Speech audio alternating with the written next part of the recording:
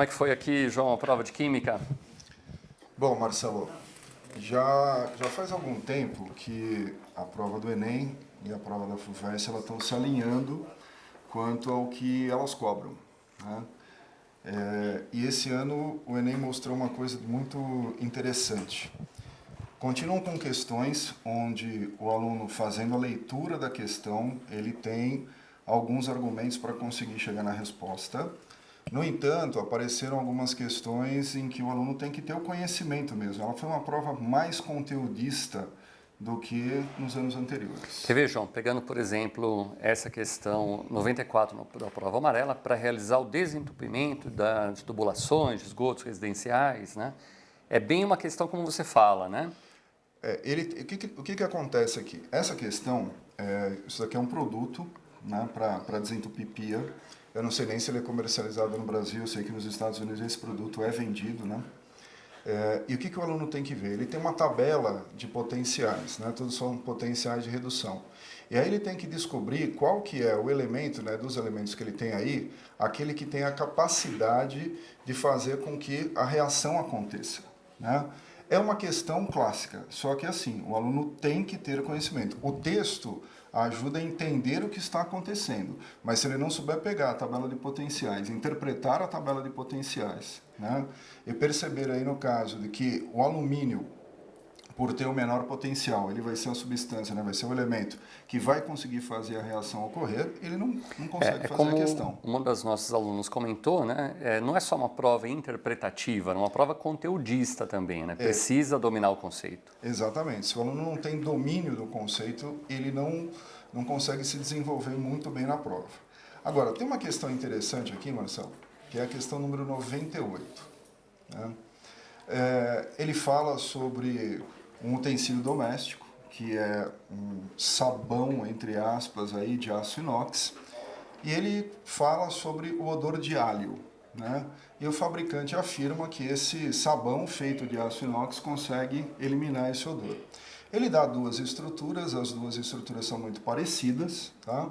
E ele pede, né, que na conversão da estrutura 1 na estrutura 2, como que o sabonete atua, certo?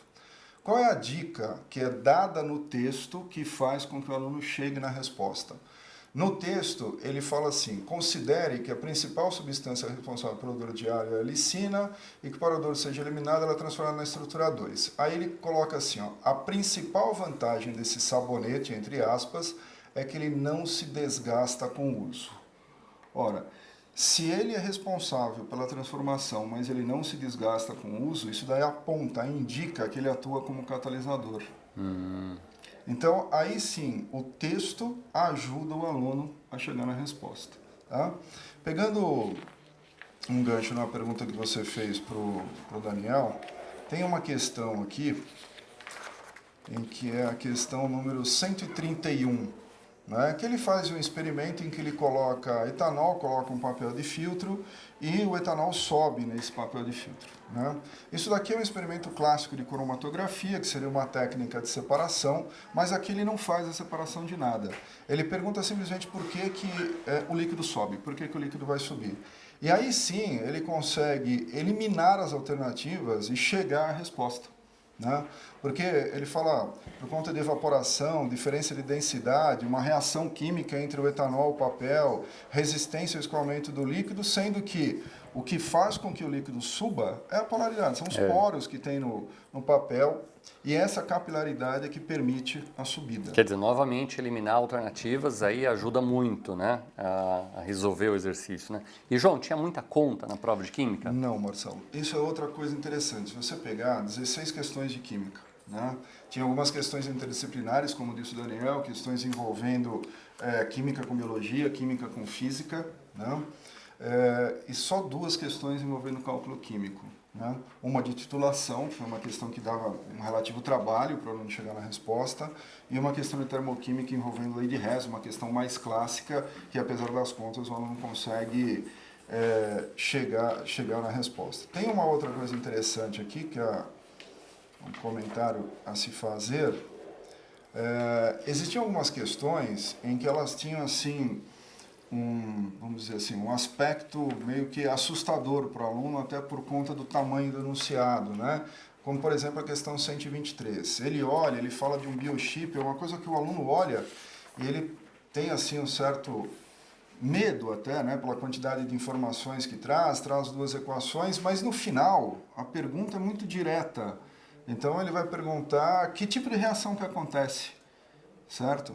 Então, de novo, é uma questão que exige conhecimento. O que ele tinha que olhar? Ele tinha que olhar aqui em ambas as questões, oxigênio, substância simples participante, participou substância simples de uma reação, essa reação é classificada como oxirredução. Então, se ele se prendesse ao texto e ficasse preocupado realmente, né, com o tamanho da questão, talvez ele não chegasse na resposta. Mas se ele se fixasse apenas nas equações, ele chegaria rapidamente à resposta. E, João, 2 perguntas aqui. Nós sabemos, né, como professores, o quanto é difícil, né, montar uma questão interessante, contextualizada, que envolva conceitos, que às vezes envolva lá o cálculo também químico, né? Então, o Enem dessa edição conseguiu atender essa expectativa, né, que nós sempre esperamos por parte de uma boa contextualização. E a outra pergunta também, quanto ao grau de dificuldade da prova, né? Podemos situar aí com que grau, mais ou menos? Olha, quanto a contexto, elas foram questões, a maioria delas contextualizadas, né? Algumas questões mais diretas, mas todas elas com um contexto envolvido. Não eram textos, fora uma ou outra questão, extremamente longos, né? Então, quanto a esse aspecto, foi uma prova bem elaborada, foi uma prova bonita, como disse o Daniel, foi uma prova muito bem feita, né? Você vê quem sentou aqui para montar essa prova, teve um Pesquisou, cuidado, teve uma preocupação. pesquisou. Aquela própria questão do sabonete, existem sites na internet que trazem aquele texto, então você vê que a pessoa fez uma pesquisa, né? Ou pessoas, né? Fizeram uma pesquisa para conseguir montar essa prova. Quanto ao grau de dificuldade, ela foi uma prova de nível médio para alto, né?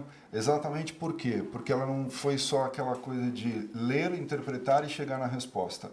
Ele precisava mesclar a parte interpretativa com a parte de conteúdo para conseguir ter um resultado adequado, esperado para essa prova. E, João, para finalizar, comparando, por exemplo, com os próximos vestibulares que vem agora, VUNESP, Unicamp, FUVEST, o que nós podemos assim associar, né, com esta prova e as demais provas agora que se aproximam? Bom, nós estamos falando de vestibulares muito diferentes. Então, se nós pegarmos, por exemplo, essa prova, se você falar para mim, o que ela se aproxima mais, se eu fosse fazer as minhas apostas, faria na prova da FUVEST. Tá? Por quê? Porque a prova da VUNESP do ano passado, ela foi uma prova linda, e que a gente espera que ela continue nesse sentido. Por quê? Porque ela foi uma prova contextualizada e interdisciplinar, do começo ao fim. Tá? Essa prova, ela foi uma prova interdisciplinar? Foi uma ou outra questão. A prova da VUNESP não, ela foi praticamente toda ela interdisciplinar. Tá? E a prova da Unicamp, que é outra prova que eles vão fazer, é uma prova diferente. É uma prova com 4 questões, em que na parte de química é coisa muito bem divididinha. Então, ou tem aquela questão de cálculo químico, calcule a massa do carbono e ponto lá, o cara tem que fazer a estequiometria e chegar na resposta, né? Ou são questões onde o aluno tem que ler o texto, naquele texto ele elimina 2 alternativas e a segunda metade das alternativas ele precisa da parte química para responder. Então, em termos de alinhamento, eu acho que ela se alinha mais à prova da FUVEST. Legal, João. Muito obrigado, João. Vamos dar sequência agora. Eu que agradeço. Obrigadão, João. Bom trabalho. Bom descanso para você aí. Muito Vamos obrigado. lá.